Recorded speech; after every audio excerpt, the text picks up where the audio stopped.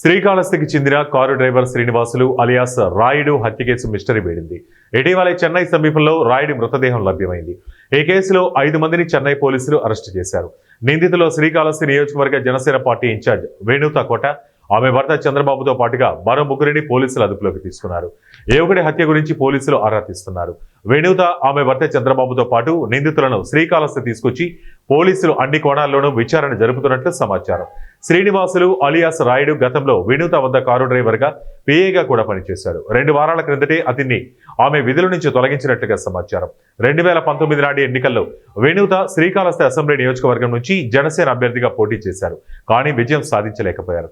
కనీస పోటీ ఇవ్వలేకపోయారు. నాటి ఎన్నికల్లో ఆమెకు పోలైన ఓట్లు 5,274 మాత్రమే. ఆ ఎన్నికల్లో వైఎస్ఆర్ కాంగ్రెస్ పార్టీ ఇక్కడ ఘన విజయం సాధించింది.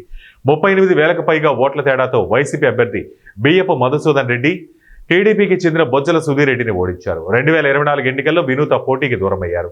పొత్తులో భాగంగా ఈ నియోజకవర్గాన్ని తెలుగుదేశం పార్టీకి కేటాయించింది జనసేన. టీడీపీ అభ్యర్థిగా బొజ్జల సుధీర్ రెడ్డి ఇక్కడ విజయం సాధించారు. ఎన్నికల్లో పోటీకి దూరమైనప్పటికీ వినూత రాజకీయాల క్రియాశీలకంగా ఉంటున్నారు.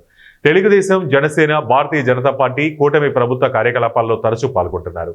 ఈ పరిస్థితిలో కారు డ్రైవర్ హత్య కేసులో ఆమె అరెస్టు కావడం రాష్ట్ర రాజకీయాల్లో కలకలం రేపింది. చెన్నై మింటి పోలీస్ స్టేషన్ పరిధిలో కూవం నదిలో 3 రోజుల క్రితం ఓ గుర్తు తెలియని మృతదేహాన్ని స్థానిక పోలీసులు గుర్తించారు. మృతుడి చేతి మీద జనసేన సింబల్తో పాటు వేణుత పేరు ఉండడంతో పోలీసులు దర్యాప్తు ముమ్మరం చేశారు. విచారణలో ఈ నెల 8వ తేదీన రాయుడిని హత్య చేసి నదిలో పడేసినట్లుగా తెలుస్తోంది. హత్యకు గల కారణాలు తెలియాల్సి ఉంది. రాయుడు అలియాస్ శ్రీనివాసులు తమకు ద్రోహం చేసినందున అతన్ని ఉద్యోగం నుంచి తొలగిస్తున్నట్లు క్రిందటి నెల 27వ తేదీన కోట వినూత వెల్లడించారు. అతనికి తమకు ఎలాంటి సంబంధం లేదని పేర్కొన్నారు. ఇప్పుడు రాయుడు హత్యకు గురి కావడం, చెన్నై సమీపంలో అతని మృతదేహం లభించడం సంచలనంగా మారింది.